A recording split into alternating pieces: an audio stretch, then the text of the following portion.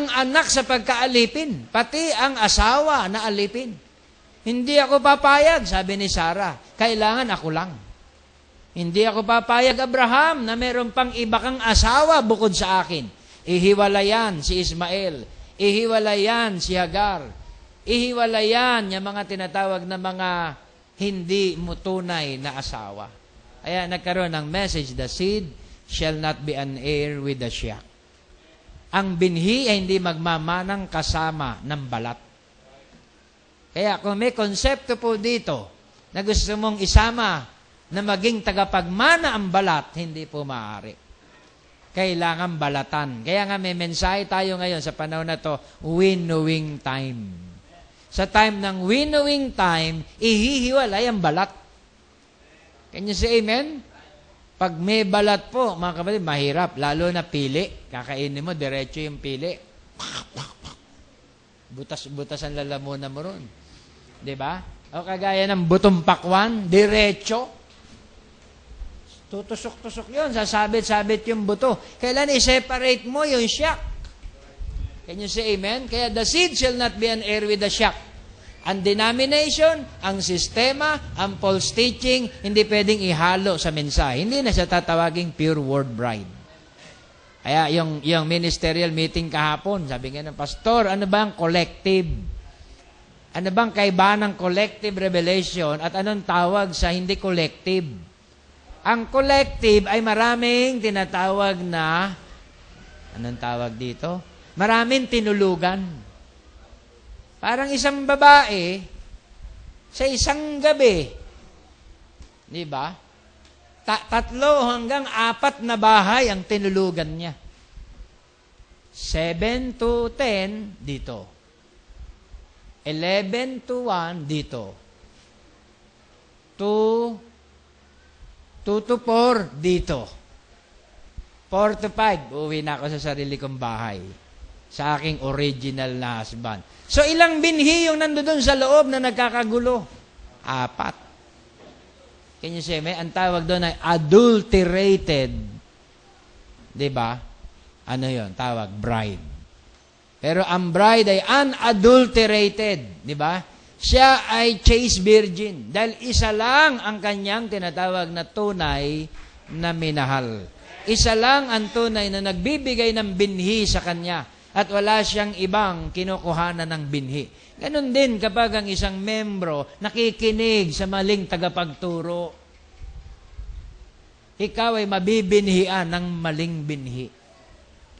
Pag pinalagay mo na mas magaling ang payo nung iba kaysa sa ipinayo sa iyo sa church, maling binhi yun. Hindi, gagaling ka ba pastor? Abogado na yung pinuntahan ko. Paano mo i-apply ang tinatawag na secular sa spiritual? Iba yun. Can you say amen? Kaya, ang tinatawag na bride ay sasahod lang sa tinatawag na isang turo. Kontento na siya sa isa. Hindi siya 2-timer. Hindi siya 3-timer. Adulterer ka kapag ikaw ay 2-timer. Hindi ka totoo. Ang tawag sa'yo, joker. 2 faces. Ay, iba pa pala yun, di ba? Kaya makita po natin, ang bride ay tapat sa kanyang mate. Yung kalapati po, nag-alaga ako, yung babae, tapat yung babae. Minsan yung lalaki, hindi. Di ba? Yung babae pong kalapati, maraming nanliligaw doon ng mga kalapati. Brrrr, ganon sa. Wala yun, hindi niya papansinin yun. Diba? Dahil faithful siya sa kanyang mate. Kapag ang mate niya hindi na dumating, naglilimlim siya ng sisiw, iniinitan niya yung itlog, inabot ng 24 hours, sumunod na araw, lalabas na sa itlog yun. Wala na siyang joy. Paano tong itlog na to? Wala nang ama. Lalabas na siya. Maghahanap, lipad doon. Yun ang nature niya. Maghahanap siya. Mapapabayaan niya na yung itlog niya na limliman. Mamamatay yun. Lilipad-lipad na siya. Pag hindi niya na talaga makita, lilipad na mataas yun. Tapos biglang bubulusok sa lupa, patay yun. Minsan naman, ang gagawin niya, kakain siya ng marami. Hindi na matutunahan, mamamatay na siya. Dahil faithful siya sa kanyang tinatawag na mate. Diba? Ayaw niya na mawala yung mate niya, mawawala na din siya. Can you say amen? Original creation kasi ang mga hayop na yan. Talo pa tao. Ang tao, hybrid. Can you say amen? Ang tao ay anytime. Diba? Na maisip niyang magkasala, pwede niyang gawin. Pero yung mga hayop na yan, original creation, hindi pwede. Diba? Dahil spoken word sila ng Diyos, sinalita sila eh. Kinreate sila ayon sa original na pagkakalikha. Can you say amen? Hindi kagaya ng mga modern women na ngayon in these days, in these last days, ay hindi na sila kagaya, hindi nila mahigitan yung mga original na hayop. Amen? Kaya ang bride ay unadulterated bride. Puro, mga kapatid. The body waiting as a bride, as it is the bride, as well we call ourselves the bride. For the uniting time of the bride, the church is so coming together. It should create such a love among us that we could hardly be away from one another. Kung ikaw daw ay bride, at ikaw ay nasa church ng bride, magkakaroon ka ng pag-ibig sa kapwa mo bride. Hindi mo igaganon yung kapwa mo bride. Hindi mo pag-iisipan ng masama yung kapwa mo bride. Diba? Hindi ka lalayo sa kapwa mo bride. Kundi mas gugustuhin mo na lagi kayong may uniting. Amen? Anong sabi dito sa quote? Tignan mo. Anong sabi sa quote? Ang linaw eh.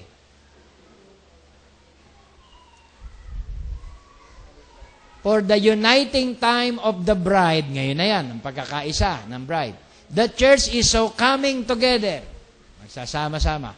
It should create such a love among us. Maglilikha ito ng pag-ibig sa ating lahat.